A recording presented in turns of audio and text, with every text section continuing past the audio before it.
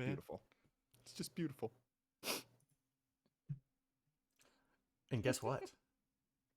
We're live. We're live. Oh, we're live. It's Hey, really everybody. too bad we didn't go live earlier when you were dancing back from closing your door and rubbing your nipples. Okay, It so was quite the sight. you did A, you didn't see it. B, I just want to corroborate the story. lying out of her On this, ass. man. She is lying out of her ass. No, she's not though. She is.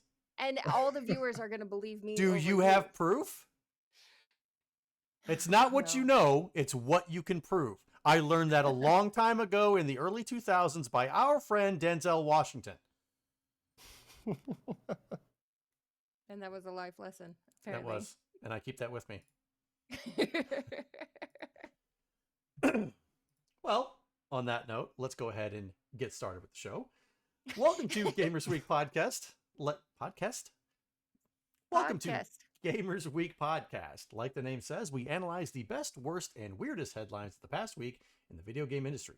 This is episode 175, and today is Wednesday, July 30th, 2025. My name is Donnie G. Retro, and I will be your host this evening, but I am not alone. If you've had any sudden broken glass lately, it might be from the squee heard round the world when my first co-host found out that Silksong will be playable at Gamescom 2025. Blue, how are you doing this evening? It's real, it's happening, it's right on the cusp. Do you think Silksong would go back to beta? If it does, I think we riot. But, shockingly, after the news came out that it was going to be playable at Gamescom, all the flights to Germany were sold out. And I tried to sell my kidney to get one. And shockingly, there were no takers. So I'm just sitting here waiting. But wow, one day we'll get Gamescom. You're telling me the black market kidney trade has really taken a nosedive since the late 90s, early 2000s? The black market kidney trade was absolutely saturated after this news, and I was just a little bit late on the ball. So it is all about timing. Yeah, I got to work on that. Yep. And after the success of the Sydney Sweeney American Eagle jeans commercials, Bugle Boy has asked Ryan to be their model. He is currently on location for their photo shoot.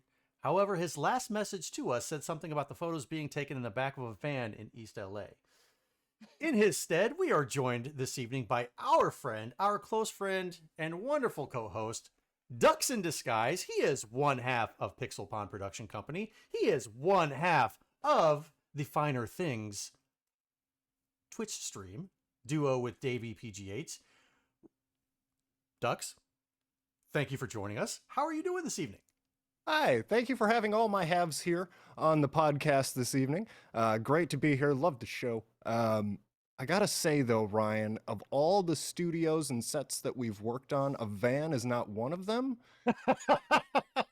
Maybe, reconsider that agreement. But anywho, yeah, it's great to be here. Great to see you guys. Very excited to talk about the topics we have on hand tonight. UFO before me says, my wife and I would like to have a badass game room like that someday. And if you're just listening to the audio version, you are missing the visual of Ducks in Disguise, and he truly does have a badass game room. Yes. Well, thank you. Appreciate that. Part of going around and working at all these cool events in the video game industry is getting to pick up all kinds of cool stuff. So, yeah, we have our little studio down here, and we definitely enjoy collecting when we're able to. Mm-hmm. Yeah, it's definitely a nice space, and you guys have decorated it very nicely.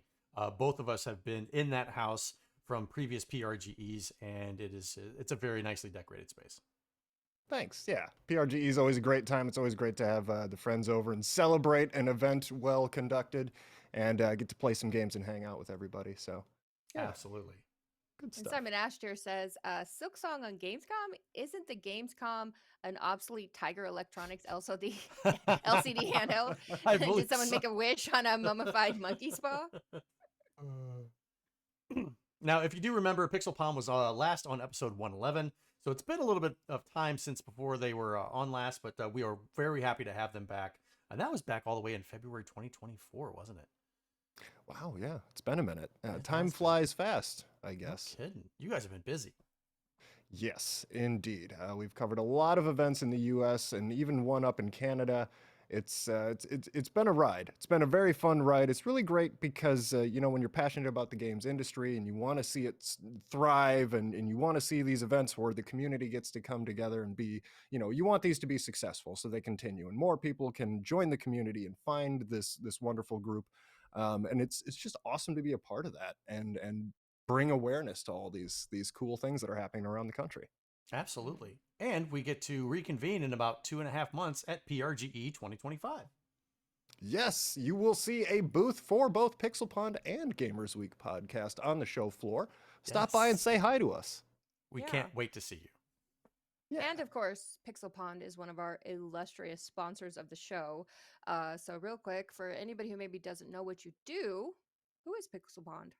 Absolutely. So, Pixel Pond LLC is a multimedia solutions company based in the Pacific Northwest. We specialize in video productions for businesses and live events. We do tons of work in the gaming industry, as I mentioned, at these expos, conventions, and for gaming centric businesses such as game stores and things like that. As a side note, support your local game store. They're a good bunch of folks. Here, here.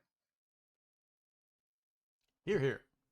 So let's go ahead and jump into our reviews, reactions, and requests for the week. Before we start off, Agent Nil, thank you very much for that subscription, that resubscription to the Gamers Week podcast. We greatly appreciate it.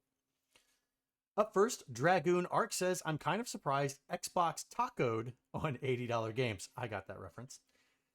I figured it was just a means to try and get more people in their ecosystem to join Game Pass, enabling Xbox talking heads to keep telling us how it's the best deal in gaming, even after they raise the price again, sometime in December, I bet. Yeah, that's a pretty safe bet. I would put money on that bet as well. Yeah, I think so. I know this was a topic on a previous episode that we were talking about the viability of long-term financial success of Game Pass and does it even make sense from a fiscal perspective? And without raising the price, not if you're going to keep putting the AAA's day one on there. There's undoubtedly sales being lost and left on the Right. table. At the same time, there is the exposure angle. There's, folks who would not spend that $80 once a month, much less multiple times a month to play these games. So by giving them a $15 to $20 option, you at least get some eyes in front of it and a little bit of money from Microsoft, I'm sure. Yeah. I mean, Game Pass is where you find out who's mommy and daddy's favorite, because when Xbox says this game will not be on Game Pass at release, that's where you know which child is loved the most. Sheriff Snack says, I love the first Outer Worlds. I thought it was really well done. With that in mind, under no circumstances would I pay $80 for the sequel. But what if the sequel was just as badass as the first one? I mean, even then, it's a AA game. It's the rare AA game that commands the marquee AAA pricing.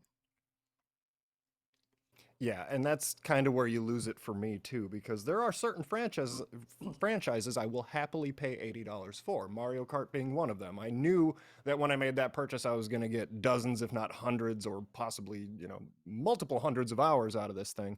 Yeah. No problem spending $80 on that. But a game that I was like lukewarm on and was like, yeah, it was a fun game. You're not going to hook me on the sequel at $80. No way. Yeah. And last but not least, Gaming and Gain says, I want to play the Bullshit 101 segment for my 8th grade class. It was excellent. I tend to stand on my soapbox when I talk about stories of manipulation of the people who are vulnerable. Huh. Yeah. What? That's nice to hear that it was a good discussion and perhaps valuable for the younger gamers out there. What's keeping you from playing this episode for your 8th grade class? Maybe because it's called Bullshit 101. Okay. Well, you can say bull crap, okay? Just change a few things. There you go. Yeah, put a funny sound effect in there. It'll be just like TikTok. It's fine. Put the Yoshi sound. Yeah.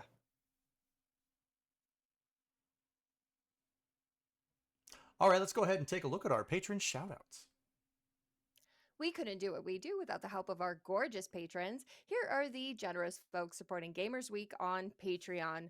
Bill Tucker, you know, the bleeps, the sweeps, and the creeps. Fruitcakes, I hate it when my Schwartz gets twisted. Pickled Pepper, Ducks with Thick Thighs, Absolutely the Best Podcast, a work in progress. Bobson Dugnut, Blues Little Sis, Loud Moth, Retroblast Pat, B&T Zilla Guy, The Mad Milkman, Seven Castle Forest, Crunchy Kong, Sheriff Snacks, Sheriff the Handsome Chef, Frank Grande, Love Retro BTW, Steven Sand, Ramboski, Terry Kinnear, Don't Make Me Pull This Car Over, Games with Coffee, Hybrid Divide, You Fall Before Me, Davey PGH, The Pixel Pond Family, including Shannon and Luke, Zach, aka Old Cluster Nuts, Puzzle Butter, #1 Blue Sick Voice Fan, John Barron, Sassy Sony, Evil Lust, Rai Wants This Boy's Soul, Mega Retroman, Gamatroid, Mora Deep, Michael, Get Your Ass to Mars, Lakite, and Emo-esque.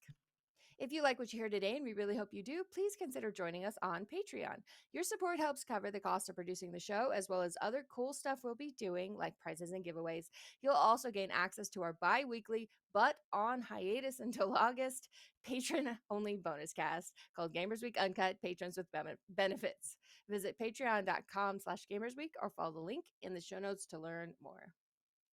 I think we might be back next week. Are we back? Uncut? Oh, that's exciting.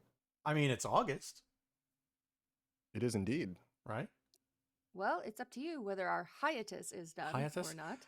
It probably hiatus? will be done. So right now my son's in summer hockey, which they decided to have at like 9-10 p.m.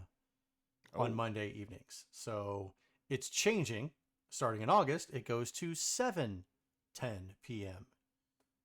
So it's a little bit better. We'll be home. I'll probably be home like right at like 8:45 p.m. So I could come upstairs, hop on. There you go. We can get back to the Gamers Week Uncut. RGB in the chat, tweeting from the back of the van, says, "I'd pay $80 for Sex Airlines too." Well, I missed something. Well, you missed Sex Airlines 1. Yeah, clearly. I got to catch up on the series here. All The right, let's go. old backlog. It keeps getting The old bigger and backlog. bigger. Also, side note to Zach, I always laugh at old cluster nuts. So bravo. And Zach just had a birthday, so Yeah, like I said in Discord, may his nuts ever cluster. the big Hey. 5-0. Those are some clustery nuts right there. Well, happy birthday, old cluster nuts. Mm. That might be one of my favorite phrases that has ever come out of my mouth. Okay. All right. This headline segment is proudly sponsored by Absolutely the Best Podcast, a work in progress. Each episode, George and Zach discuss and rank all the best things, starting with deep dives into every movie in the Marvel Cinematic Universe.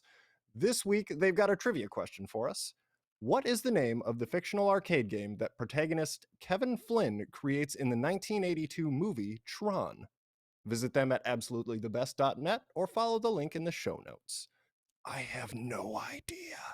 So Donnie, I know you're a big Tron fan, so this is a fandom test, and if you fail, you should be very ashamed. I feel like this is a trick question. That's what I thought too. 'Cause- Well, I mean, he thought- creates a game called Tron. I think there was a couple other ones.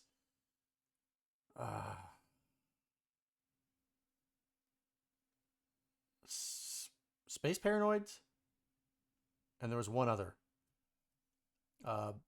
Tron and Space Paranoids are the two that I remember off the top of my head. That's it. You have passed the fandom test. The Hey. answer is Space Paranoids. Space Paranoids. Okay, because I That was was- like, Yeah, that was my guess. I was like, it's not Tron, is it? Is it that easy? But no, the answer he was looking for was Space Paranoids. okay. I would have just like Okay. kind of like been old man Griggs and said like really you're gonna that's the game that you're gonna like. You had me racking my brain. It's the name of the damn movie. Yeah. Yeah. Yep. I had no. What's the word I'm looking for? Jesus. I don't know. I Yeah, What am I, a dictionary? No. Right. I had no fear that I was going to fail that test.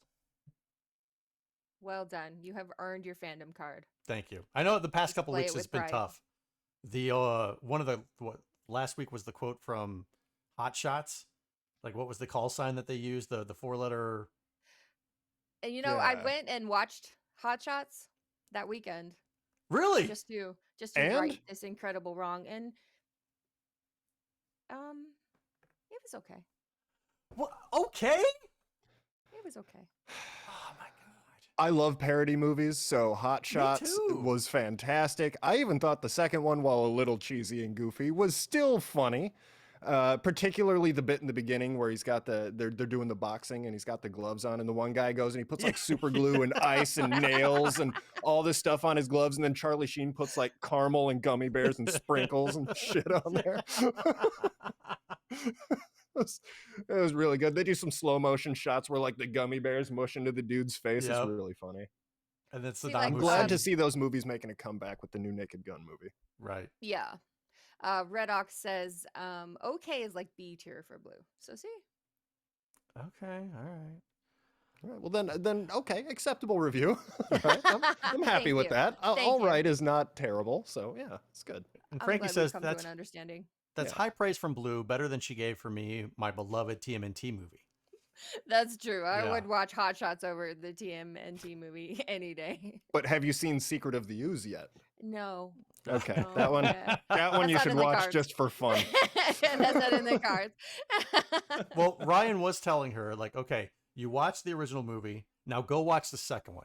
And the second one will make you feel that the first one was really good. And then go watch Turtles in Time, because that one will make you feel like the second one is just like God tier. Even as a kid, I remember obviously I watched the third movie. I loved the Turtles, but I remember nothing about the movie. Like my brain just ejected all that information as soon as I was done watching the movie. It was just like, yep, that was a thing that happened, and then never again. I probably got popcorn, whatever. That was a good popcorn. Exactly, right? RGB says, Blue still enjoys making Donnie disappointed, but I won't kink shame. He's on to me. Wait, Blue, Ryan's in the chat? What's going on with his photo shoot? No, he's tweeting from the back of the van. Oh, is it like a conversion van with like the couches and the TVs, or is it just some like rinky-dink work van where the seats are ripped out and you just have like a blanket on the floor? See, they tied him up as part of the set dressing, but they left an arm free so he can still text. I was about to say, is the camera on set a phone? If so, again, just run. It's one of Run, those bro. old school camcorders, like an 8mm. Coming which case you soon on should VHS. Definitely run. You got the guy with the big camcorder on his shoulder with the light on it. But yeah. Oh god. All right, let's go ahead and start with this week's headlines. The Roblox CEO has officially horrified every parent alive by announcing his ambition that the platform become a dating hub, despite the fact that roughly 40% of its users are under the age of 13. Give me a Ducks' break. face right now, priceless. What the Yup. man? On a recent episode of the Tech Stuff podcast, Roblox CEO David Baszucki said that he views Roblox to be more than just a gaming platform, and that one day it would become a place where people could meet, connect, and even forge relationships. He believes that implementing a dating feature would help cure the loneliness epidemic going on in the world by turning Roblox into a wellness platform, a place where people can make connections, especially those feeling disconnected in other social circles or dealing with mental issues. The dating feature he envisions will enable users to have a virtual date to start, and then if they connect, meet in the real world. While he said that this feature would only be available for people above the age of 21, there are reasons to be skeptical of such measures. And Roblox has in the past faced allegation that it's being used to groom children. It's true that Roblox is continually improving its rules and safety features, but there is no one on the planet who thinks adding dating to this platform will go well, or could possibly be made safe.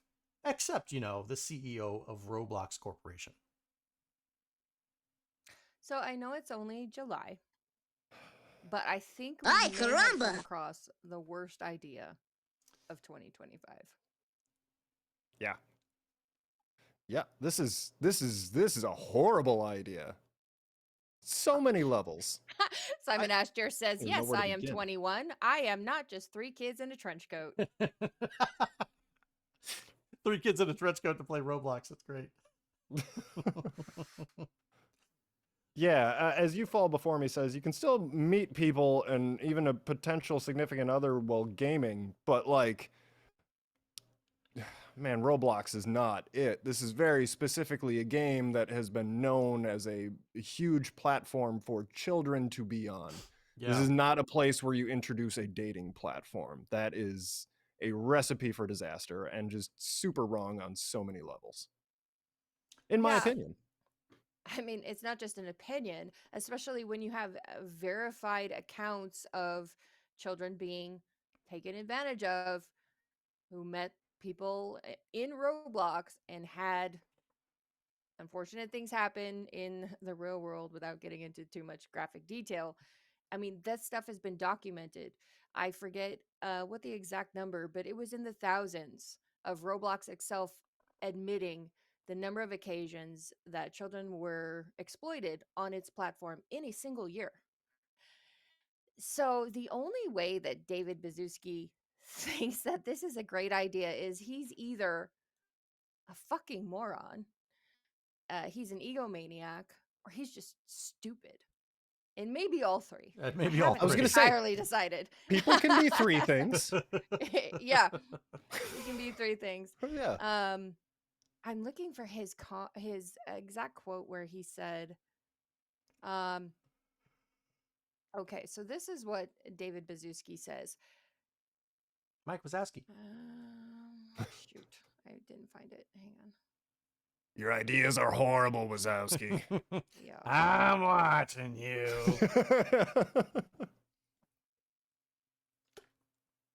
Oh, it must have been a different article, but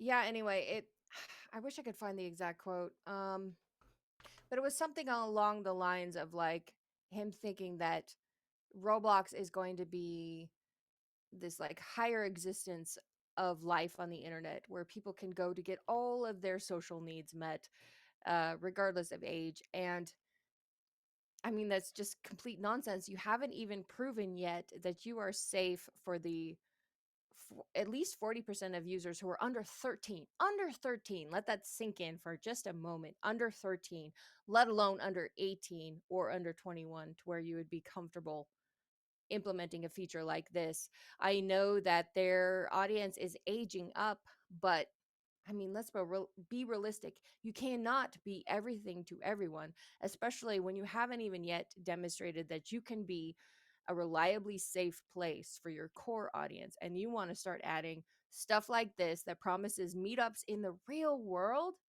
That's crazy talk. That's like level 11 crazy talk. Yeah, that is not the direction to take a platform that has had these kind of things lobbied at it. That's not great. So, what is the average player, the average age of a Roblox player? I would say not 21. Okay, that's what I wanted to hear, because in my opinion, from what I know of Roblox, it's more like a child's game. It's more geared towards children. I could be wrong. Somebody in the chat probably needs to correct me on that one, but if this is a game geared towards children, this is the wrong fucking idea for this platform. You want to go date somebody? Go on Yahoo Personals, if that's still a thing. If you want to date somebody, go on Facebook Dating, if that's still a thing. Those both sound like very old suggestions. Yeah, they probably are. Go on an AOL chat room and meet somebody, like I did back in the late 90s. Yeah. This is a horrible idea, because not only is this game geared towards children, you implement this feature that it says, oh, you can't access this feature unless you're 21. Well, guess what's really easy to do now? Create an email. Foreshadowing for a later story. Create an email address. as a kid, like, oh, let's just say you're 14, you're 15, you're 13, you're 12, whatever, and you're like, oh, I want to access this feature. I'll go create this. I'll go send this. I'll register this to the game. Bam. Yep, I'm 18. Okay, I get in, Yeah. and there you go. Now I'm able to talk and use this feature, and it's a bad idea. It opens up such a Pandora's box where there are bad sites to show you, and we don't need that. Yeah. I mean, even if you think your child couldn't figure it out, some nefarious adult could coach them through it. There is a reason that Nintendo apps don't even allow chat on something like Mario Kart. Like Right. there's no need. You have a selection of pre-approved phrases that you can say, and that's all you get. If you want to chat beyond that, you have to go beyond Nintendo because they're not gonna fuck with this kind of Pandora's box. We're just not gonna mess with it. And yet Roblox seems to be completely I don't know. I don't know. It's almost like they think the problems they've had in the past don't count. Like they're discounting the seriousness of it and then moving on to implement things that are only going to make it worse. It feels extremely disrespectful, in my opinion, to their user base and to the users that have had problems in the past. Yeah, this is like Nintendo adding a dating service to Mario Maker. Like, Right. what the hell? What are you doing, man? Like, like that's absolute insanity. Just start to finish, this was a bad idea before it even got off the ground. Like, you see what kind of a sadist I am in Mario Maker. Do you really want to see what kind of sadist I am? I mean, we don't kink shame, but Right. come on. I mean, the other thing is like for adults who are looking to date within similar interest groups, these things already exist. These course. areas and spaces already exist and are well established and recognized as safe, and there's communities and things like that. I don't think Roblox is going to be the market disruptor that's going to come over and take that market. Yeah. Yeah. David Bazuski needs a real swift reality check right in the cluster nuts. Right in the old Zach. Yep. So explain to me something here. How is Roblox going to be? It says they want to help people dealing with ostracization in other social circles and mental issues. How is Roblox a licensed therapist? How are they going to help people with mental issues? Yeah. The quote that I was looking for was saying something like, well, if you're suffering from such and such social issues, then you may feel already more comfortable engaging with somebody on a platform that you already know and feel at home in. And then therefore that will help you build the confidence to engage on deeper levels and perhaps even in the real world, which sounds great on paper if you know absolutely nothing about Roblox and the rest of its history. But I mean, still, I think I think it's complete bullshit. I think that David Bazuski had some marketing department say the population of users that are aging out of Roblox, this is what they're looking for from their online experience. They want to connect, they want to date, and so he said, okay, we'll turn it into a dating app, and we'll keep these people, these young adults, from leaving Roblox, from deciding they're too old from Roblox. And I think it's a last ditch desperate effort to keep their user base from aging away, and something that's very natural. Roblox is at its heart a kids platform, and it should stay that way, in my opinion. But they're greedy, and they want that astronomical number of daily active users, and they're not willing to let go of anybody. Yeah. So the idea of Roblox somehow curing a loneliness epidemic or helping people be more social is kind of silly, in my opinion. Like, there's if you do have trouble socializing, and I sympathize as a really introverted type person, I struggled a long time with just having conversations with anybody. And I did get over that through online and being online and going through social media channels, but that allows you to kind of find a community that will fit. When you just go into an online random gaming lobby and you start talking to people, there are people that could make your situation worse. Very much so. Yeah, very much so. Just by hopping into that lobby, you don't even have to say a word, and suddenly now you're in a worse headspace. So again, it's just like, what are you doing? This is not, it's not the right place for this. It's not the right platform for that. I strongly encourage folks who are introverted or want to socialize but have issues finding a way to do that. Yeah, check out whatever your thing is that you scroll and find that community and start engaging that way. But man, to just think that you're going to hop into a random online lobby and suddenly be a social butterfly, it's not going to, that's not reality. Yeah. Simon Ashtier says, by putting this walled garden where all the 21 plus year olds can hang out, doesn't that make the children easier to find? That's uncomfortable. That's an unfortunate, I mean, truth. He's not wrong. Yeah. And our first time chat. Small. Go ahead. No, after you. No, go ahead. You already had it. Okay. First time chatter C Small says, that's not a bad assessment of how internet communities have been good for many people, but it's not something a platform can deliberately create. No. Which I think goes back to what Dux was saying much earlier, in that it should be done organically. Yeah. There's a community out there for you. I guarantee it. There are people out there who you can identify with and get along with, but it's, you know, you're really rolling the dice. You got about as good a chance of getting hit by lightning or drafted by the NFL to find friends just at random in a video game. You know, most of the time you're going to be yelled at because you're not as good as at least in my experience. You get yelled at because you're not as good as the other people in the game. Right. Yeah, I'm holding out for my contract extension. So, Which league? NFL. What position? I play No kicker. Googling. Huh? Did you say kicker? Yes, I say kicker. All right, we'll let you have that one. Thank you. And Doongie It's says football. She's the only one doing her job. Sorry. Thank you. Every console maker should have a dating app, except Nintendo, because of reasons. Because again, if your audience is kids, Then, know your yeah. lane. Yeah. Games with Coffee says tight end. And Robowski says head coach. That's right. I'm holding out for my coaching extension. She's the coaching manager. She plays coaching manager for the NFL. She plays those types of games. All right, next up, Sony Interactive Entertainment has filed a lawsuit against Tencent over its upcoming game Light of Motiram, with Sony saying it is a slavish clone of the Horizon series. The suit, which was filed on July 25th in California, sees Sony going after Tencent for copyright and trademark infringement, with Sony demanding a trial by jury. Sony said it is trying to prevent the release of Light of Motiram. Jesus. Tencent's copying of Horizon is so blatant that the public has described it as crazy, insane, and shameless. Sony said in the lawsuit.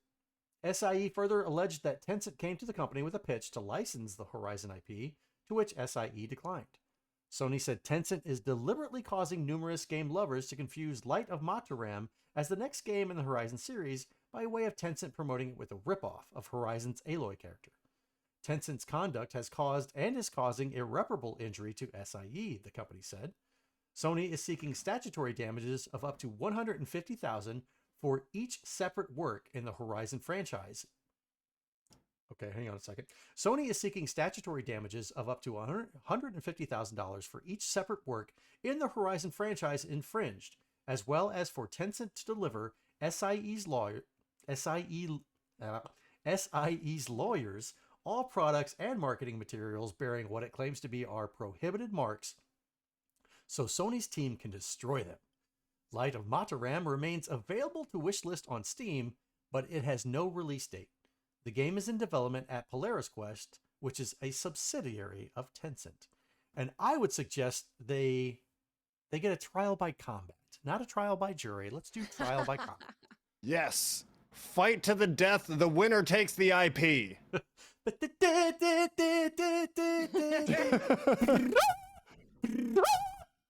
I've been waiting for this since Sega versus Nintendo. Let's do this. About time. But seriously, I just looked this game up. And the promotional art, wow. I mean, RGB, nail on the head there in the chat. Pal World was an obvious copy, but this goes so far beyond that. It looks exactly like Horizon promotional art. Like the character, the art style, the color palette, everything. This is very clearly copyright infringement. Yeah. I mean, the trailer that was released, at least the one that I saw, was like a 7.5 minutes long. I only made it about 2 minutes in, and after about 30 seconds, you're like, no, this is straight up Horizon Zero Dawn, but like not as good. It's the Wish.com version of Horizon Zero Dawn, and they've got I think some English voiceover of the little robot that's flying around. It's not it's definitely AI English voiceover. It's not good, but I definitely see Sony's point. The interesting part is there's so much rip off going on in the gaming industry. You get something successful and everybody rushes to copy you. Mhm. It's rarely as blatant as this, except for like RGB brought up maybe Pal World and Pokemon. But I think if you're gonna rip off somebody else, you have to choose your target carefully.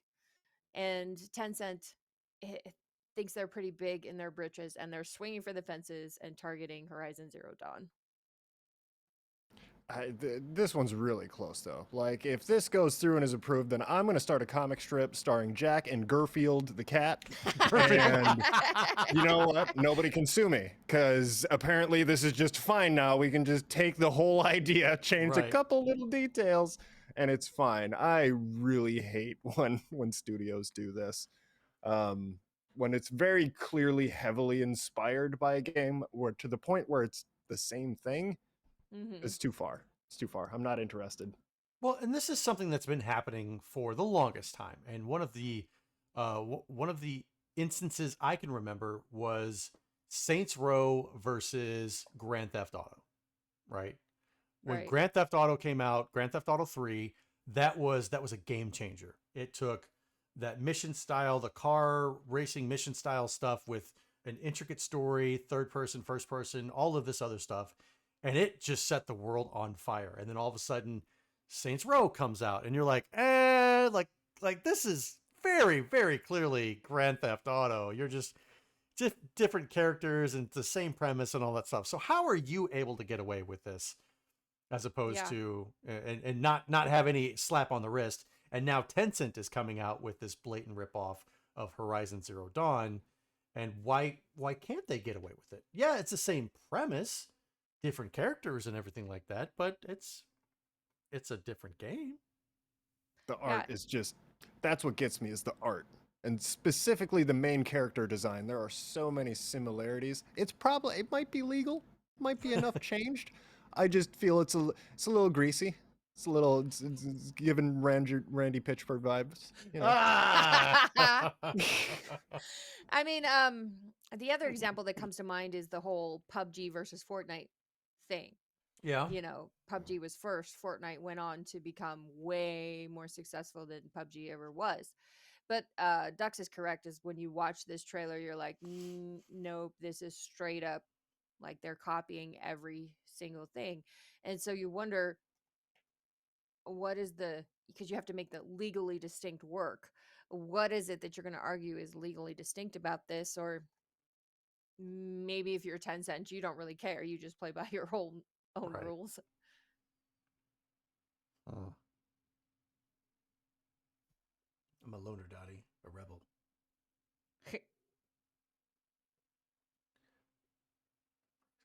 Let's see. C Small says, heck, Immortals Phoenix Rising is a blatant Breath of the Wild ripoff, but improved on many things and is a great game.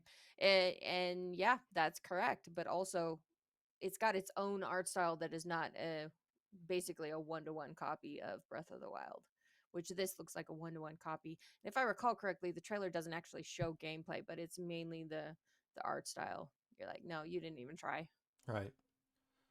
And DJ Kwan says people need to stop spending money with them. Maybe stuff like that would stop. I don't know.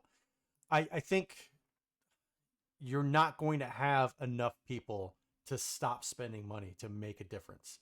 For something like this, there will be people out there who want to try this game, who are like, oh, well, I liked Horizon Zero Dawn. I like this color palette. I like this art style.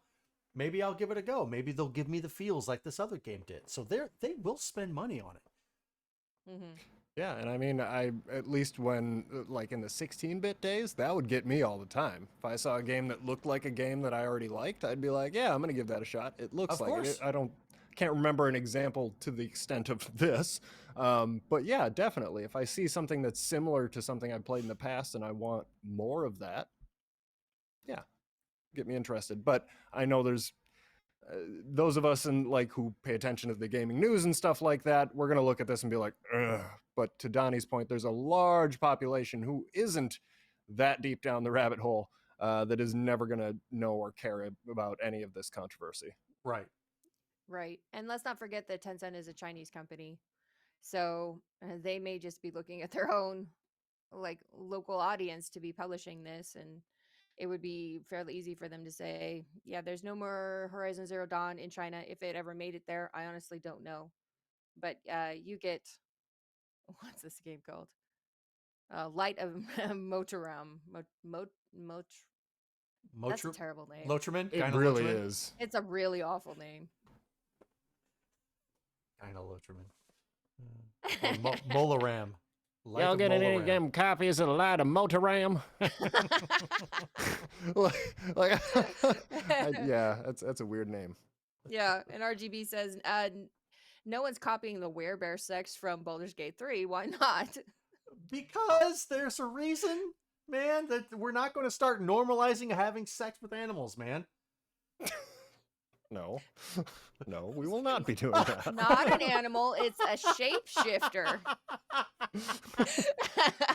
Oh, D, that's great. Oh, Black Betty, Motiram. Oh, Black Betty, Motiram. Motiram. Get me high. Motiram. That's the Motiram. Motiram. Oh, Black Betty. Motiram. It's good. It's good. I like that, man. I like it. 10 cent. Give us a call. We got your marketing on this one. D, you will be on retainer. Don't Yep. worry. Don't worry. We'll make sure you get a credit. We're not going to steal your idea. That was No. chef's kiss. Somebody please It was clip that. great. Oh, I think I found a teaser for the episode. That's good. Yeah. All right. Next up, July 25th saw the full introduction of the requirements outlined in the Online Safety Act in the UK, requiring robust age checks for users to access adult content online. However, it only took 24 hours after the law went into effect for someone to get past the age requirement on Discord. All they needed was a little help from the video game Death Stranding. Ex-user Danny Sturkoff discovered that using a selfie of Death Stranding character Sam Porter Bridges, portrayed by actor Norman Reedus, successfully granted them access to Discord's adult-only channels. Way to go, sir. Discord's age verification system, KID, is able to verify users in one of two ways: face scan or scan ID. The latter is fairly self-explanatory, but the former uses checks to verify how old you look.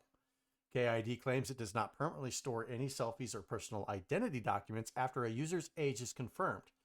In theory, that means it won't know you used Sam Porter's face once you verified, as it has no way of checking the records, so to speak. The UK Online Safety Act seeks to restrict users who are under 18 years old from accessing adult content. Critics of the law highlight the privacy risks of sharing personal information with the platforms and say age verification laws might not be that effective, since there are workarounds like using a VPN. Or as one Redditor joked about this workaround, 60% of the UK population is now Norman Reedus. Modern problems call for modern solutions, apparently. And that's what I love about this is it's inherent in human nature. As soon as you put down a law, the natural response is to go, nah, fuck that. I'm not doing Yeah, not my house. Yeah. that. Mhm. Life finds a way. That's this is crazy. Yeah. The beautiful part about this is that Death Stranding 2 is known for having a really wonderful photo mode. And so you can take pictures of Norman Reedus making many different faces. And so as I understand how the workaround works is KID says, please give us a selfie. You do like a normal like face shot of Norman Reedus. You have it up on your TV and you get your your phone so that the camera looks like it's scanning your face, but it's scanning Norman Reedus on your TV, and it accepts it. And then it says, well, prove it's really you. Now open your mouth. And it's like, okay. So they just switch to a photo where they've got Norman Reedus going, ah, something like that. And it's like, sounds legit. Okay, you must be 18. That's how that works? That's how that works. Okay. Wow. So they're smart enough to use a separate or they're smart enough to ask for a separate photo, and they can tell, like, okay, he's using a different face or whatever. This doesn't match. Okay, I like that. But still, with all of the AI generated stuff, you could easily put somebody else's photo in an AI generator and like, oh, now use this. Okay, well, do you have enough time in between being able to submit that next photo? Like, okay, let me create this AI generated photo really quickly. Okay, get back to me. Okay, here's the one of the open mouth. Okay, great. Yeah, AI tools are getting faster every single day, and some of these work very quickly. And you can feed it like a starter image. Say, put this person, wherever. Right. A lot of those have safeguards now that you can't put celebrities, in jail or whatever. But like, yeah, it's a good idea to want to safeguard folks from certain content online. I do like that part of it. I don't think this is the way you're gonna defeat it, because like Donnie said, AI, like you can just generate a face doing anything and it's gonna work fine. Or in this case, you can use a video game. But what's really concerning about that last point with AI is like, is this information going to be stored in a database somewhere? These photos of these people that are accessing said content, and then, what if somebody uses your face to access said content? Mm-hmm. That's a big concern. Really, I think some more thought needs to go into this before we start, making policy on it. Yeah, I mean, that's the fun part, is that they're swearing up and down that no, we don't store your selfies, we don't store your information. So they can't say, well, you just bypassed our super thorough check with a Norman Reedus video game selfie without outing themselves. So they're gonna have to find a better way around this. And now that this has become a meme, essentially, where this essentially demonstrates that you could use any two photos of any adult. And as long as they are relatively the same, apparently KID has no idea what the difference is. But Norman Reedus is now the meme way to get past it, and it's super funny. So that's what we're going with right now. It is pretty funny. I can't imagine how many times Norman Reedus has been the age verification on Discord. Well, like Simon Asher says, pretty soon there's going to be an explicit law forbidding Norman Reedus from accessing adult content. Right. R.I.P. Norman. We're sorry. And Yeah. and I'm sorry, but I don't trust any company or site that says we're not going to do something. We're not going to retain this information. We're not going to retain your picture that we have on profile. We're not going to sell your DNA information that we've collected that you sent us willingly. We're not going to do that. Oh, guess what? Yeah, we're going bankrupt, so we have to sell this information to stay afloat, and yada yada yada yada yada. I will never ever trust any company. I will never send anything willingly. I don't even like showing my face in one of those scanners whenever I go to the airport. I don't like it. But you know what? It's all around you now. Even with existing politics that have come out, I think there's expansion for that kind of technology, for facial recognition technology. So your face is constantly being scanned everywhere you go. You really have no control over it once you step out in public. But preventing this from happening by submitting your own facial scan or picture for an age verification or something, I will never be on board with that. I'll give you my information, I'll give you my credentials, but I will never face verify for something like that. Mm-hmm.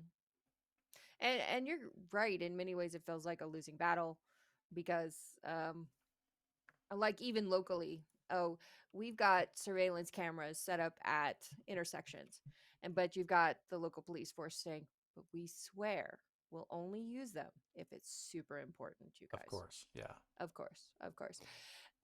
So in a lot of ways, it really does feel like you have no choice, even streaming on Twitch.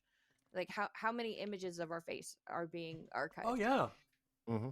So that's different, though, than eventually like if they decide the selfies are no longer going to be good enough and you have to submit a driver's license or something like that before you're going to be allowed to access adult content. And then we're in a whole other thing of, I don't know, the penalties commercially for breaching somebody's private data. I know what they are for HIPAA, and holy shit, that's scary. So I have a feeling that commercially they're not as bad as breaching them for HIPAA, but maybe they should be.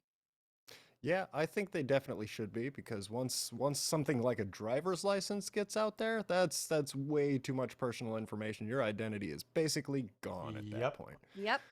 Good luck with that. So, yeah, and the more companies say, we don't hold your data and we'll never sell it to anybody, the more I don't believe them. Because every single company that has said that, and oh, we safeguard your data and keep it anonymous, inevitably there's a huge story in the news that, oh, this database was compromised, and suddenly now millions of user logins and information are out there in unencrypted, text files. It's like it's always an Excel spreadsheet. Like, what? Yeah. Hire a guy or a lady that can do this, and we spared no expense. be professionals with your customers' data. With a Good password of Lord. 12345. Yeah, exactly. Right. Oh my god. And then you get this notification in the mail like, hey, you're part of a class action lawsuit. Here's your $2.11 and your free year of credit monitoring. I Yeah. think there should be a law that says if your information, if you've submitted information to a company and they have had a breach, they've had a leak or whatever, that company is in serious fucking legal trouble. That company is going to burn to the ground because now you have taken my information, you said it was safe, and it's no longer safe. Yeah. Yeah, they should be at least as responsible for your information as your hospital is when Of course. they take it. That I think would be fair. One interesting thing is that right now this law is just in the UK, but Xbox has come out and hinted at the idea that they're thinking of implementing it just across the board, just to make it easier. Xbox? You mean the company that had the camera that was always on in your living room? No, I'm not concerned at all. This sounds like a great idea. Yeah, I think it'll be fine.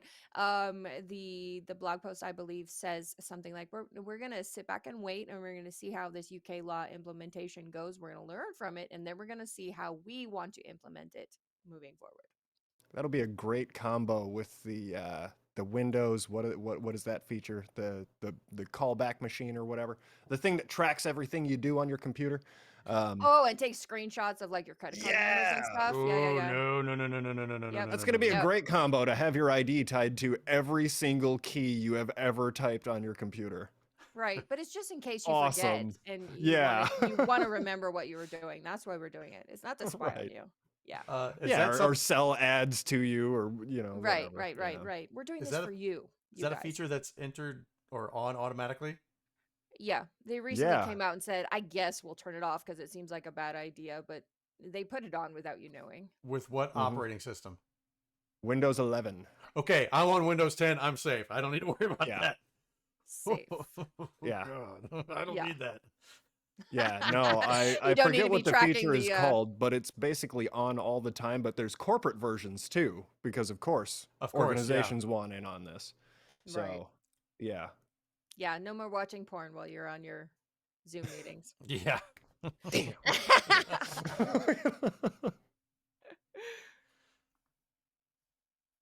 All right.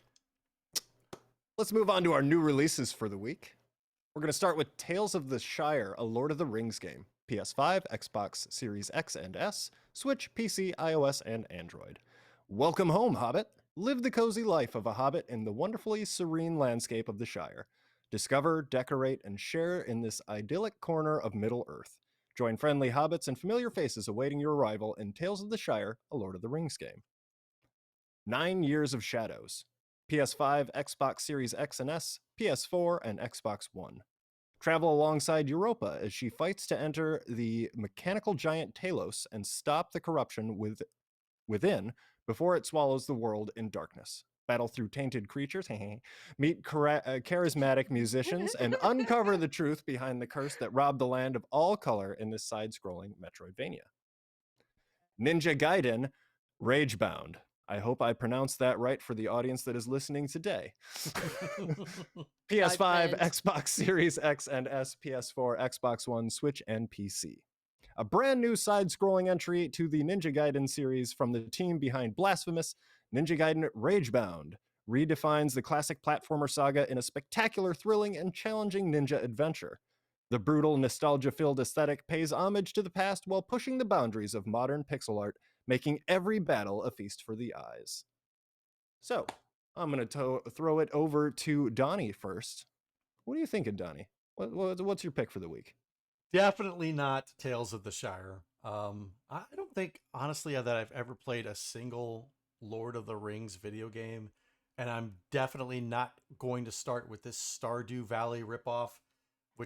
No, I don't want to live my life as a hobbit. This isn't Second Life. I'm not. No, just no. Moving on from that one. 9 Years of Shadows looks freaking amazing. The art, the ambience, the music. This game, when I looked at it, I was like, okay, all right. I didn't know that it was a Metroidvania at first. I saw the descriptions. It said it was action adventure indie. Nowhere did it say it was a Metroidvania, but I kind of thought it might be. But that's going to seal the deal. I'm probably going to pick up 9 Years of Shadows. However, the alternate game that I'm also going to be picking up, there is no question, I'm going to be picking up both of these games. Ninja Gaiden Ragebound, or Ninja Gaiden Ragebound for the North American people. We have covered this a couple of months ago when it was first displayed or whatever, revealed. And I, for one, am so freaking glad to be back to the 2D platformer style of Ninja Gaiden.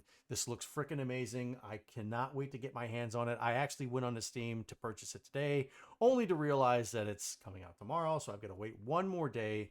But 9 Years of Shadows and Ninja Gaiden Ragebound are both in my cart, and I believe 9 Years of Shadows, I think, is only $19.99. I can't remember how much Ninja Gaiden Ragebound was, but I don't think it's I don't think it's like a AAA game price of $69.99. That's good. We're getting some reasonably priced options this week. Of course. What about you, Blue? So Tekin85 in the chat says, as someone who is 5'4" with somewhat hairy feet and a love of breakfast, I don't need to spend money on a game to live like this.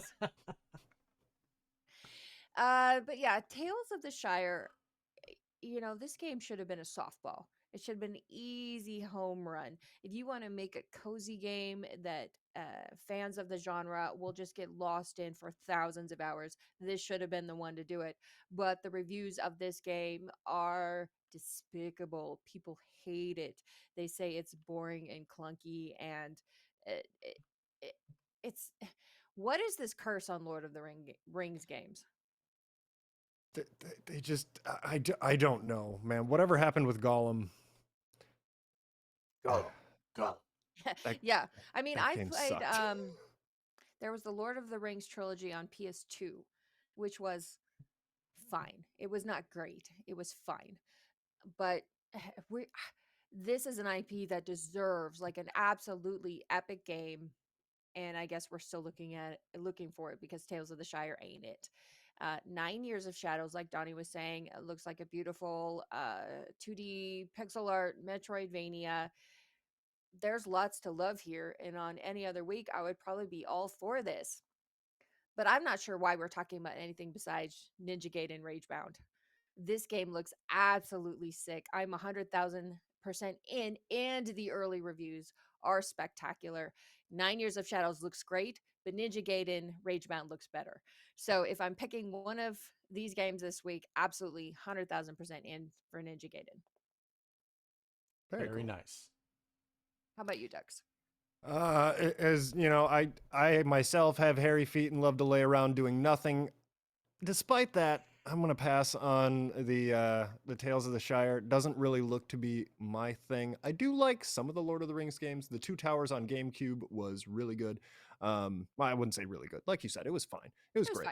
Fine. The Shadow of Mordor games, the ones that had the Nemesis system in them, those were actually fairly decent, somewhat modernish games, but that's it for Lord Okay, of the fair, Rings games. fair, fair, There's fair. a mountain of Lord of the Rings games, and those are like the 2 or 3 that are okay. So I'm going to pass on that one. 9 Years of Shadows, I haven't gotten to look at, but since everybody's talking about it like it's awesome, I should probably at least have a look. I do enjoy a good Metroidvania, so have a look at that. But yeah, for me, it's Ninja Gaiden Ragebound for sure. I do love the classic side scroller, tough as nails type games from the NES and 16-bit days. And from what I understand, this is a return to form with better visuals, but I'm all about it. I cannot wait to play it. This is going to be a fun one that I think both me and Red Ox here at Pixel Pond are going to be checking out. It looks fun. So RGB says hairy feet. Prove it. Patreon. Yeah. Don't give it away for free. Good answer. That's right. Yeah. No, you don't get to see the feet for free. That That's goes on the Patreon. top Patreon tier. Yeah. All right, before we move on. So we got a raid from PlayPod. Thank you for the raid. Oh, thank you, PlayPod. PlayPod, thank you very much. Welcome in, Raiders. Were you going to say anything else, Donnie? I was going to say something, and now I just lost it. Vanished. Okay. The moment has passed. Oh, Before no, we move on. about Ninja Gaiden. Sorry, about Ninja Gaiden and how difficult the later levels were. I wonder if we could expect that same thing from the new Ninja Gaiden game and how extremely difficult and challenging that's going to be. I hope if so. it has the knockback sound, I may cry. The PTSD will be too much. Right. Yeah, but I'm hoping by like level 6 we're getting our ass kicked pretty hard. That's what I'm expecting out of this game. Right, me too. All right, before we move on, let's take a quick break to talk about our sponsor. This segment is proudly sponsored by the Retro Game Club podcast. It's a fantastic, family-friendly retro gaming podcast. In each episode, Rob and a guest pick 2 games to play and discuss, as well as news, interviews, and other topics. Right now, they want to hear your best console purchase stories, whether that means waiting in line all night, doing a shady back alleyway deal, etc. Visit them at retrogameclub.net or follow the links in the show notes. Donnie's cringing because we all know he's probably had 1 or 2 back alleyway deals. Some of them he doesn't even remember, and that's for a good reason. That is correct. 2 weekends ago, I had a Super Nintendo pickup that I ended up, it was in southern Missouri in this little rinky-dink town, and I get to the house. I couldn't really see the house number, so I'm trying to decide, is it this house on this side of the street? Is it this house on this side of the street? Old lady comes out of this house. She's like, can I help you? I'm like, I'm looking for this house number. She didn't even know what house number she is. And she's like, try that one. I was like, okay. So I start walking up to it. I see the door open, and that's it. And the guy's just like kind of waving me in. I'm just like, ah. That seems legit.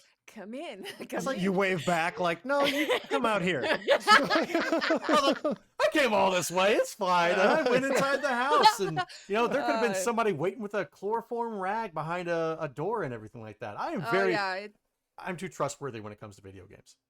Van pulls up with Super Nintendo carts inside written on the the door, and Donnie's like, yes, sir. Yeah, it's that whole meme of Pennywise sticking out of the rain drain. Yep. Like, oh, we got retro games down here, and Donnie's just diving right in. Sliding right in. What you got there, bud? What about you, Dux? Oh, I've got a couple good console purchasing stories. I'll go with the launch of the Wii. So when the Wii was announced, I was super excited because I love video games that challenge the norm. So I saw the controller as something totally different from what we've had in the past. I was super excited about it. I got to the store like 17 hours-ish before launch, and I was still the 7th person in line. So I waited all day, and it was just the coolest community because it was like November. It was freezing in Wisconsin. That's hardcore.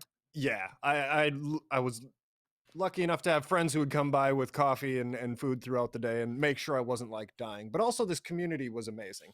They had CRT TVs plugged into the exterior wall of the store playing Smash Brothers on GameCube and like Guitar Hero on PS2 and stuff all the way up to midnight. they released the accessories like an hour early. So somebody ran in, got a Wiimote, and came and like shared it with everybody and was like, "Oh, check it out. This is what it looks like," and all that stuff. It was a really awesome experience. And then we're maybe 10 minutes from the console launch, and my buddy shows up and he's like, "Hey, what are you doing here at almost midnight?" I'm like, "I'm waiting for the Wii." He's like, "Oh, cool. Do they have any more?" I'm like, "Nah, this line's been here the whole time." He got put on a wait list in case somebody walked out of line. Somebody walked out of line at the last minute. So he showed up 10 minutes before launch and got himself a brand new console. And I waited for 17 hours to get the same exact machine. Regardless, we took it back. We played Wii Sports until the wee hours of the morning and had a great time. But that was one of the more memorable console purchase experiences for me. Who on earth would wait all day and then DNF right before the finish line? I was floored and furious and happy for my friend, but a lot of conflicting feelings. Yeah, it was a complex day. We need some time to unpack that. Yeah. I've told this story on the podcast before, but I think it's been a few years, so I'll go ahead and share it again because it's really my only story. But back in the 90s when the Super Nintendo came out, this was probably like 1994 or something, when the Super Nintendo was not brand new. It was common enough that you could find it easily in stores. And I was with my dad and my two younger sisters, and we were in a Costco. And we went past a shelf where they had Super Nintendos just out on the shelf, because this was back in the days when they just put them out on the shelves. They didn't lock them behind anything. And we're like, "Daddy, Daddy, please, can we have a Super Nintendo?" No, it's too much money, whatever. So he turns his back, and I have the great idea. I tell my little sisters, "Grab it, put it in the cart, put it under the stuff." And I'm thinking, we'll get to checkout. He won't notice magically that the total is like $250 more than it should be. He won't notice. It'll be fine. We'll get it home. He'll never notice. So, of course, he doesn't see it in the cart. And we get all the way up to the checkout. And yeah, I'm just like, "Please, please, please, please, please." It goes by, it gets rings up, and he's like, "What's that?" And we're like, What's "Well, that? you said we could have it, right?" And give him, of the three of us, all of us giving him our absolutely cutest smiles. And normally we'd have all gotten our asses kicked for this, but I guess he was feeling generous this day because he just laughed and said, "Okay, fine." And it worked, and we got our Super Nintendo. Wow. Wow, that's a gamble. Like I think all of us have done that as kids. You do the gamble, you throw something in the cart and like, they're just gonna Yeah. get it right. Right. Yeah, that's So- awesome that it worked out for the Super Nintendo of all things. If it was gonna work for one toy, I'm glad it was the Super Nintendo. Right. Absolutely no regrets. That was the best thing. That was awesome. All right, folks. My name is Donnie G Retro, and I will be your host for our trivia game this week.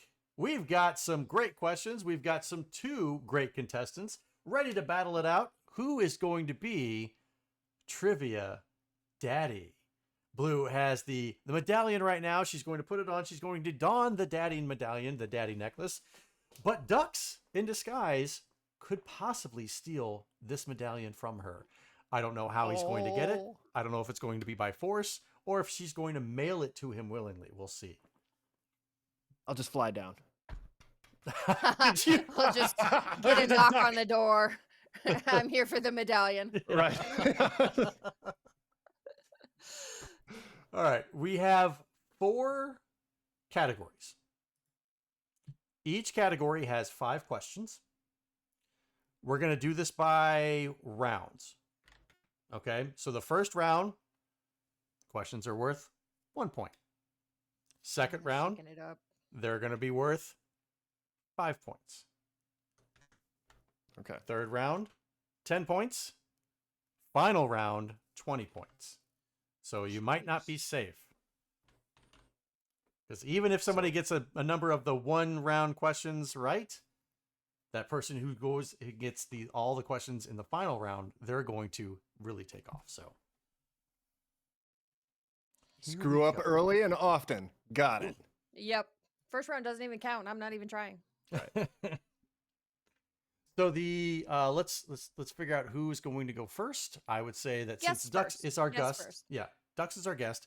He's going to go first. Dux, your categories are name the band, song, pop culture, Okay. cereals, and at the movies. Oh man, these are great categories. I would like at the movies, please. What were the name of the stones that Indiana Jones was tasked with retrieving in Temple of Doom?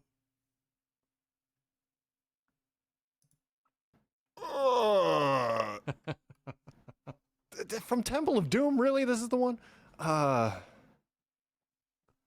man, I don't know. I'm gonna say the Chaos Emeralds. The Chaos Emerald. That's a legit answer. I like it. Unfortunately, Chaos Emeralds is not correct. Shit. Blue, you have the opportunity to steal. Do you know the name? No. I don't even like that movie. Can we not have this debate about Indiana Jones too? Fine. Fine. The Aztec stones. Right, it says the kidney stones. D stones. Kidney stones. No, they are not the Aztec stones. They are the Sankara stones, or pronounced Shankara I got stones. nothing. Yeah. All right, both of you suck. Blue, it's on to you. You get to pick the next category. Remember, your categories are at the movies, cereals, pop culture, and name the band / song. Cereals, please.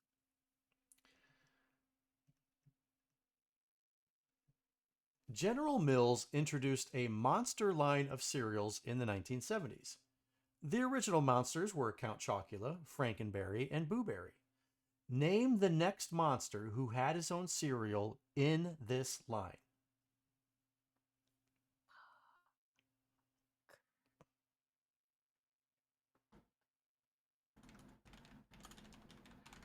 I feel like it was a vanilla. God, I don't.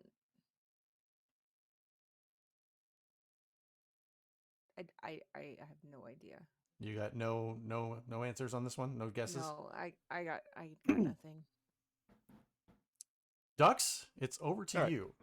What were the ones that were already in existence? So the original ones were Count Chocula, Frankenberry, and Boo Berry. We see these guys every single year at Halloween. They re-release them and all that stuff. Mm-hmm. Who was the next monster who had his own cereal in this line?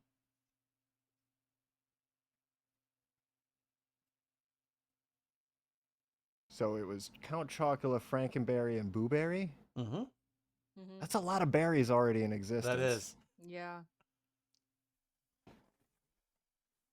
I'm gonna guess the mummy. The mummy had, I don't remember what the mummy was. Was there a mummy cereal? I'm gonna guess. I'm gonna guess that. I was thinking Mummy as well, but I didn't remember his name. There was a mummy one, but this was not the next one in the line. He came after this one. This one was called the Fruit Brute. The Fruit Okay, I know Fruit Brute. He's like a werewolf thing, right? Yes, he is. Yes, he is. I've never heard of that. Really? Okay. I guess that Fruit Brute didn't last very long. What the fuck is a Fruit Brute? Exactly. Yeah. Thank you. Yeah, Red Ox. I have no memory of that one. I don't know why I knew about that, but that compels me to pick cereals again when it's my turn. Get the Fruit Brute. Yeah. All right. Ducks, you're up. Your next category you can pick is name the band, song, pop culture, cereals, or at the movies. Run it back on cereals.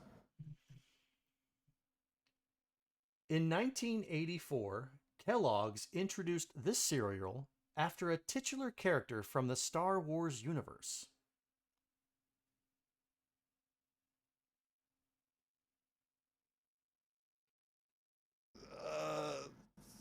C3P organic cornmeal? I don't know.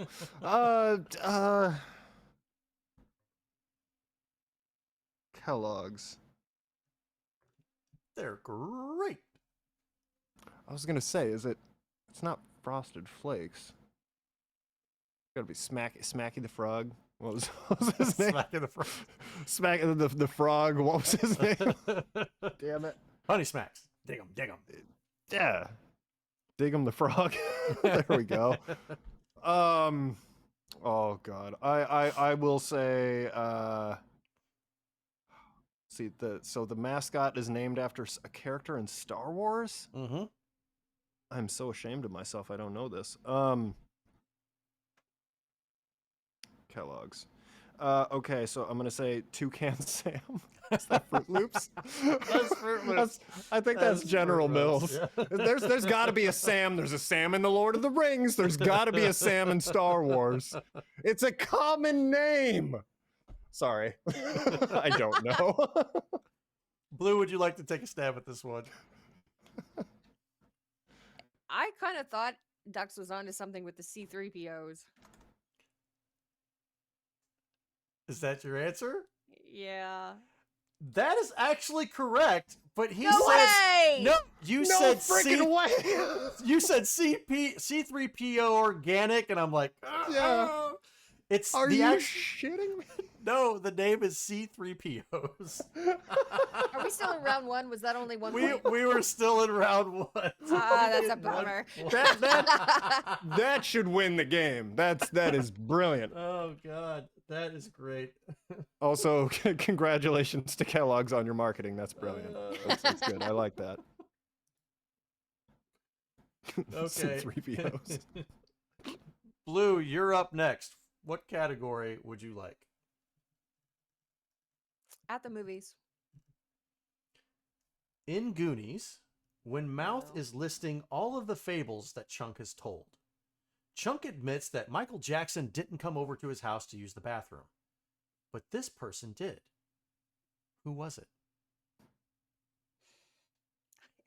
No idea. Arnold Schwarzenegger. Incorrect. Jeremy, do you have a guess?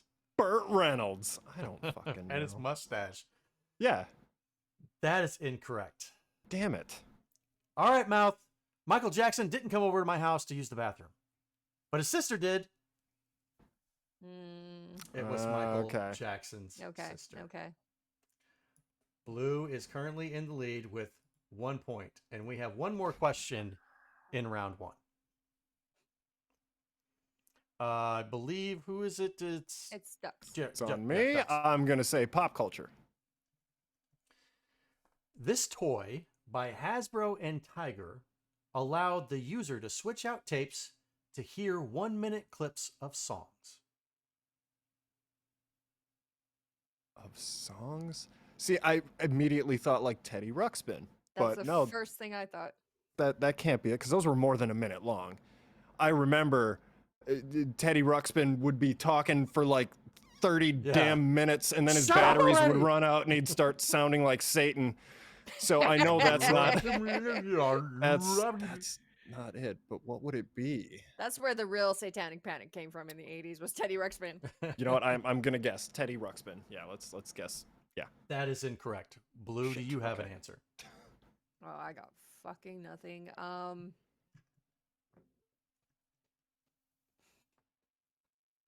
No, I don't even Nothing? have a guess. No.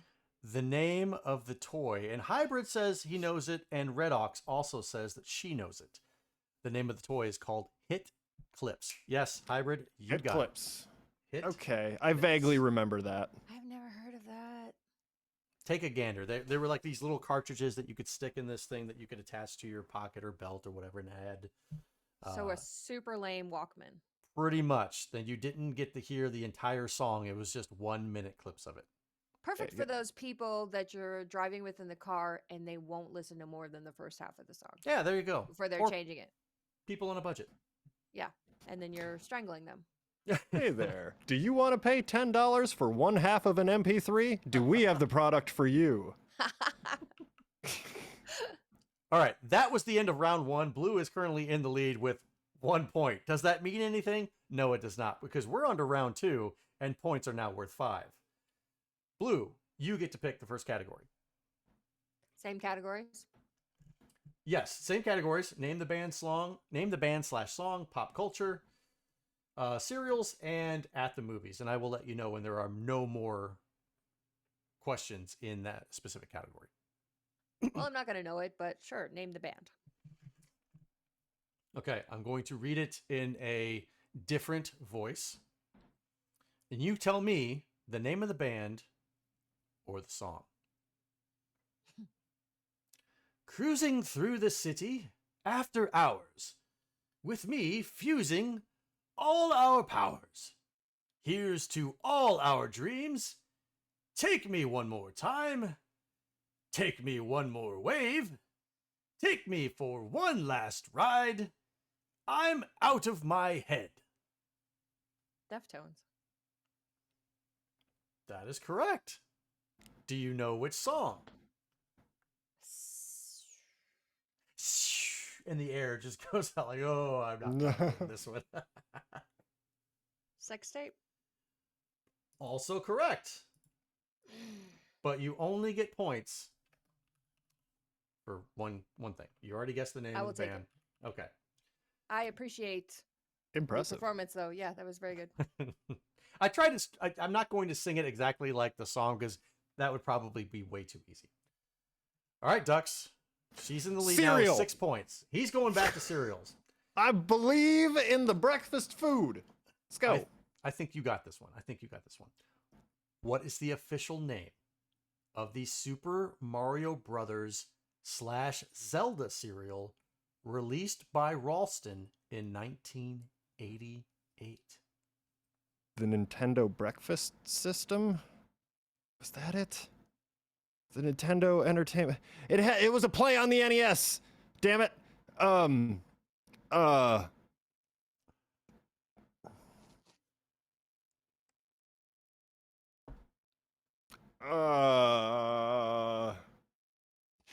I'm gonna go with the Nintendo breakfast system.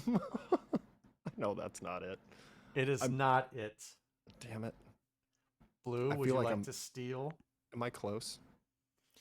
You are so incredibly close. The Damn it. Nintendo cereal system.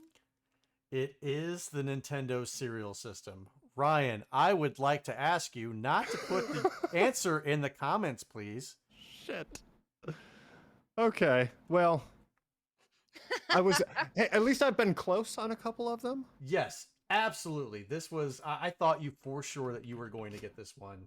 Damn it. I knew it was something like that. I was like, it's like the NES. Yeah, the Nintendo cereal system. I know they're not supposed to be looking, but whenever your chat's scrolling by, yeah, that. You don't have any faith that I already knew it? I'll just... There. I've also collapsed chat. So technically I can see chat, but it's teeny tiny. Itty bitty in the window. Itty bitty. All right, Yeah. Blue, you're up next. You're now leading by 11. This is the third question in round 2. Name the band.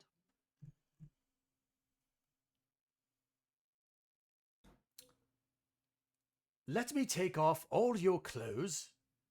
Disconnect the phone so nobody knows. Yeah, let me light a candle so we can make it better.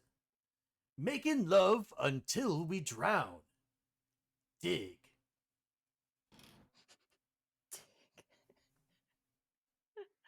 I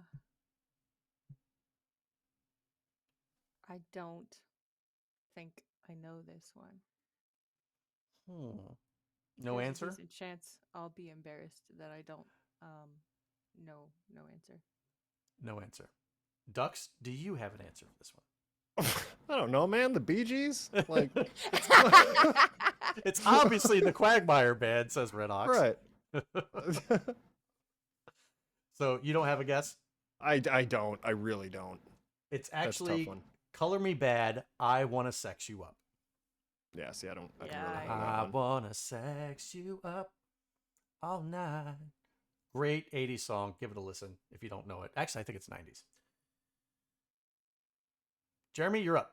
I will roll that dice again. Name the band. Name the band. All right. Let's go with This is I believe, the fourth or fifth question. U.S. Prime, grade A stamped, guaranteed. Grease it up and turn on the heat. You gotta throw it down and roll it over once, maybe twice. Then chow down and down, down and down.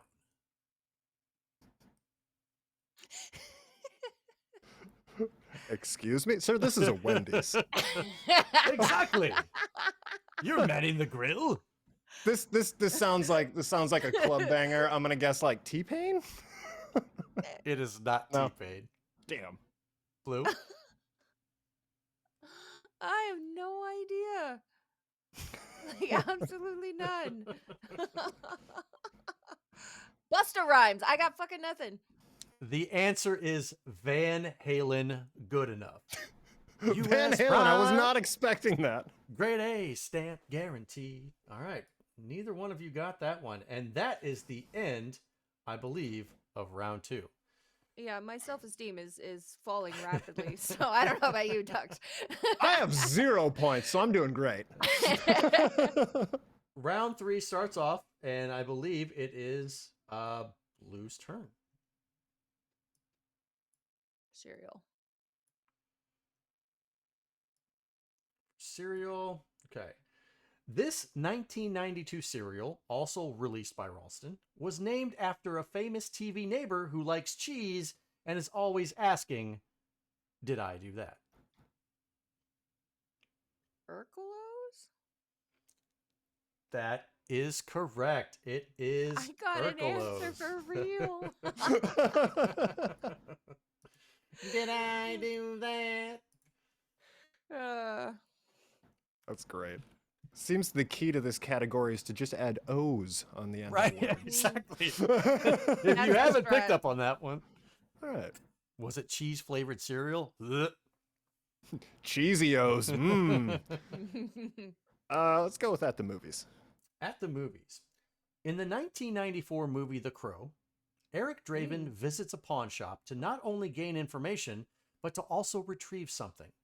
What is he specifically looking for? Looking for, was it the wedding ring? That is correct. Yeah, give it to him. Yeah. Cool. It's engagement ring, but wedding ring. Engagement I'm ring. looking for It was something in an it was their engagement ring. Yeah. Ducks is on the board with 10 points. Blue is 21 points right now. I'm Blue. happy. It's not 0. I'm good. Game is set. I'm good. Blue, you're up. At the movies. In the movie Seven with Brad Pitt and Morgan Freeman, what deadly sin crime scene do the duo investigate first in the film? First. Oh, shit. Which one was first?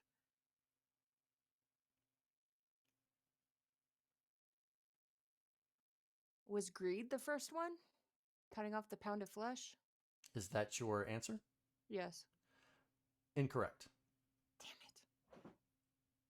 I haven't seen this movie in forever, so I'm just gonna guess a random one and say gluttony. Boom! You got it. Yes! It is gluttony. That's the pound of flesh that they Whoa. cut off from him. Very Clearly, I need a rewatch of that because I didn't remember which one was first. amazing movie. Uh-oh. Haven't seen that one in Uh-oh. quite a while. Ducks with 20 points. Yeah. Blue, Suddenly. 21 Suddenly. points. Suddenly. Sudden the cinema. Cinema.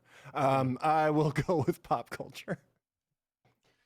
The commercials from this minty candy maker usually showed people getting into cumbersome situations, but ultimately ending up fine after eating a piece of this candy.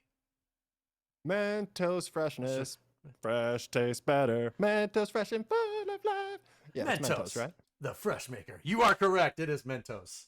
I loved those commercials. It was always the like most insane thing, and they're like, "No, it's cool. Yeah, I've got yeah. Mentos."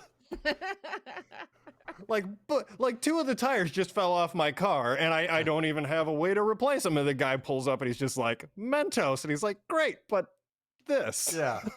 I'll just hitchhike to where I need to go. With my Right, pregnant yeah. wife, sure. The All fresh right. maker. The last question in round number 3. Blue belongs to you. Pop culture. Pop culture. This company's slogan told customers to dial down the center and featured comedian Carrot Top in their commercials.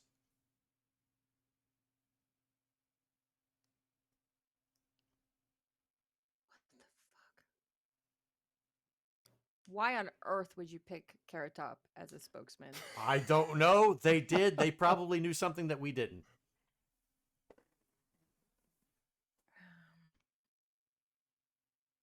Dial down the center. I don't know. Nothing? Nothing. I'm trying to think, Oh. what companies would you even call that you would need to give a number, and it's that long ago that I don't even remember. Yeah, what you you're a would need to 90s call. kid. This should be stuck with you. Apparently, I blocked everything Carrot Top from my mind. So All right. No guesses? the Sears catalog. Incorrect. Hmm. Ducks, do you have an answer? Like the dial down the center thing. It's right there in the front of my brain. There is some company who used this as like a jingle or something, the dial down the center thing. I don't remember Carrot Top from it because also like Blue, Yeah. all of that has just been pushed out. For the best. I don't know. Dial down the center. I'm gonna say it's like for taxis. I don't know. Is that taxi company? Incorrect. It is not a taxi Oh. company. It is AT&T. Dial down the center. CALLATT for when you Yeah. wanted to dial collect. That's what it was.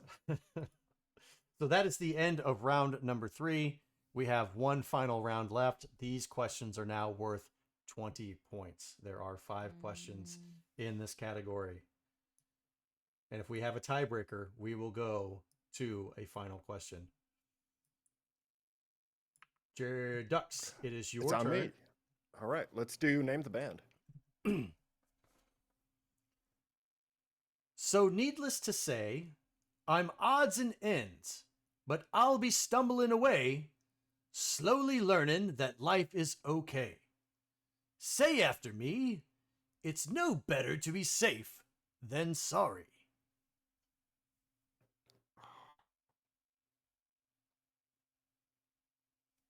I feel like I know this song too. I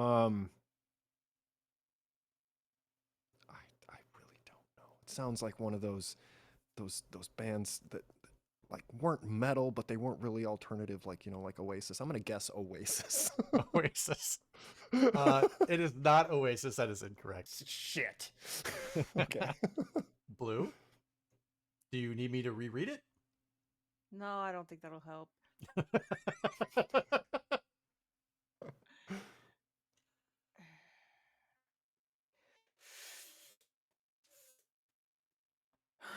I have no idea. I Games with really Coffee says, "Oh apologize. God, is it Coldplay?" Ha, Coldplay. Sure, Coldplay.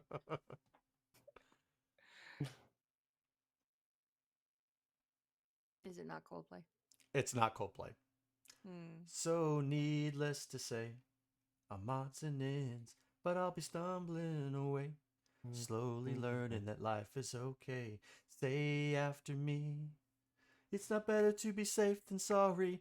Take on me. Damn it! I knew it. Like you did the thing where it's right before the part that I know. Shit. That's good. That was a good one. All right, Blue, you're up. Pop culture. Pop culture. Pop. This company's commercial in the 90s had us thinking that we could be like Mike if we drank their product. Gatorade. Correct. It is Gatorade. H2O. That puts Blue in the lead with 41 points. Drinking the wrong water. Sorry. Ducks, it's your turn. It is my turn. Okay. Cereal. Let's do that one again. Last question in this category. This spooky cereal, released in 1985, featured a hologram on the cover. Spooky cereal with a hologram?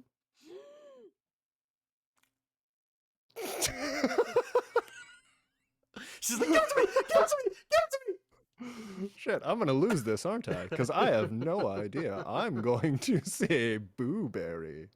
Blueberry. It is not blueberry. No. Blueberry. It was Ghostbuster cereal, right? It was Ghostbusters. Oh, awesome. Okay. Blue I has remember jumped. wanting that, and my parents wouldn't have anything to do with it. Yeah, I didn't get the cool cereal. I got like the cereal that was in the bag on the racks at the end of the aisle. You know, like Yep. yeah, it's Smacky the Frog, stuff like that. Smacky the Frog. Yeah. All right, Blue, your turn. At the movies. Last question in this category. In the 1996 movie Scream, what line does Randy say that you should never say because in scary movies, it's a death wish? I'll be right back. Oh, that is correct. Yeah. Blue now with 81 points. Last question That's a in the lot At the of Movies points. category. Ducks, it is your turn. I'm gonna go with pop culture. Pop culture, last question in this category. Before Internet Explorer dominated the browser market in the 90s, this company enjoyed domination after its 1994 release. Netscape. Correct. Netscape done. Navigator. Well done. Yes, that was my first web browser I ever used. Was Netscape Navigator. Ducks with 50 points, Blues with 81 points. That is the last of the questions in that round. We have one more question, though, and I will give this to Ducks to see if he can possibly get it right. The light in the window is a crack in the sky, a stairway to darkness in the blink of an eye, a levee of tears to learn she'll never be coming back. The man in the dark will bring another attack. Your mama told you that you're not supposed to talk to strangers. Look in the mirror.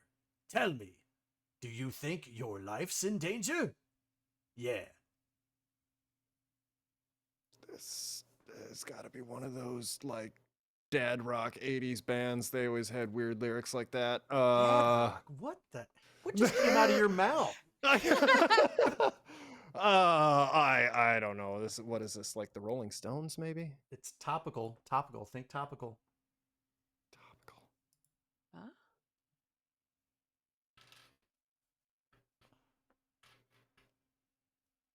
Man, I really Nothing? don't know. Nothing. I got nothing. I'm sorry. I'm blanking. Blue, do you know this one? If it's topical, it must be Black Sabbath. It is not Black Sabbath. It is Ozzy Osbourne. Ozzy Osbourne. Okay. There's no more tears. Rest in peace. Yes. Yeah. That does it for trivia. Blue has retained her daddy medallion, her trivia daddy medallion. How does it feel? It feels wonderful. You know, the medallion stays at home. It feels right here. And Around my Ducks will not have to pay for airfare to come pick it up. Oh, Yeah. right, because I'm not mailing this. This is only a person-to-person handoff. Slightly disappointed that I don't get a daddy title, but you know what? I live to fight another day. I will return. I will eventually. I will earn a daddy title. Damn it! That's become a new life goal for me. It'll I happen. want to be one of Yeah. the cool kids. At PRGE, he's going to get a daddy title. There we go. Yeah. We can't make it happen. It has to happen naturally. Yeah, Organically. exactly. Yeah. Right. Organically. Yeah. I'll be looking for that opportunity. Well, thank you guys for participating in trivia. I hope you guys had fun. I hope everybody in the chat had fun playing along with us. And if you're listening to this one on Friday, I hope you've had some fun as well. We keep doing these every once in a while. And I think this trivia, I would very much like to keep doing this. And I think this has really taken the place of the Retro 101 that we've done, or the Retro Rewind. So, we're going to say that this is, we're going to wrap up this episode. And thank you for listening to episode 176 of Gamers Week Podcast. And a big thank you to the Retro Game Club Podcast, Love Retro BTW, Pixel Pond Production Company, and Absolutely the Best Podcast, a work in progress, for sponsoring this episode. Don't forget to check out their links in the show notes. If you want to connect with Gamers Week, follow us on Twitter and Blue Sky at Gamers Week PC. Watch us right here on Twitch at twitch.tv/GamersWeek podcast, where we will record live every Wednesday at 8:30 p.m. Central Time. Email us at gamersweekpodcast@gmail.com. Visit our merch store at gamers-week-podcast.creator-spring.com. Or if you want to do it the easy way, follow the link in the show notes. And last, but certainly not least, join us on Patreon at patreon.com/gamersweek. And finally, since you made it all the way to the end of this episode, please leave us a rating and a review to let us know how we did. We really do value your feedback. While you're there, consider subscribing on iTunes, Spotify, or your podcast platform of choice. Ducks, thank you so much for coming on and helping us with this episode tonight. We greatly appreciate it. And we've missed you guys as guests, as co-hosts on this on the podcast. We cannot thank you enough. Please tell us and the chat and everybody listening where we can find you. Yeah. So thank you again for having me on the show. I'm always happy to stop by. It was a great show tonight. Lots of good conversation. I'm sorry I called Ozzy Dad Rock. Ozzy is amazing rock. Now, where you can find Pixel Pond. I just wanted to get that in there before we cut the recording. Pixel Pond, you can find us at, a lot of the gaming conventions you go to on the West Coast, of course, but you can also find us right here on Twitch at Pixel Pond Productions. You can also find us on Blue Sky. I am Ducks in Disguise. There's also Redox PDX, the other half of the company. And I encourage you to hang out in our Discord as well, as that's where we give a lot of updates on the shows that we're attending and the cool stuff that we find. And if you haven't, definitely check out their YouTube channel, because there's some real good stuff there. Right. I do YouTube as well, and the finer things. Stop by the finer things, and you can check out me and Davey play retro games that we get frustrated at, but that's the point, and it's fun and it's a good time. We recently went to Too Many Games and produced a little video. It's on our YouTube now. Check that out. Definitely will be doing that. And Webhead says Doom Daddy. Yeah, I like that. Yeah, there's a whole light up. There's a whole Doom case Daddy. right. This is all Doom right here. Yeah, I like that. That's good. I want a shirt with that. There you go. I was thinking we need to get you like a custom pen, Doom Daddy, in the front. Yeah, that's fantastic. I love that. Thanks again, guys. I really love being on the show. Oh, thank you so much, Ducks. Yeah, definitely a fun time, always memorable. And speaking of retro, we are going to raid our friend tonight, Seven Castle Forest, who is currently playing some retro stuff on Twitch. So go ahead and spend some time with them tonight. We're going to go ahead and get out of here. It's late. It's past my bedtime. I need to go sleepy. And you guys have a good night. We'll see you back here next Wednesday, and we'll probably see you live on YouTube on Monday when we come back for the uncut. So thank you very much. Thank you, Ducks. Take care, everybody. We will see you later. Bye. Let me go to OBS and go to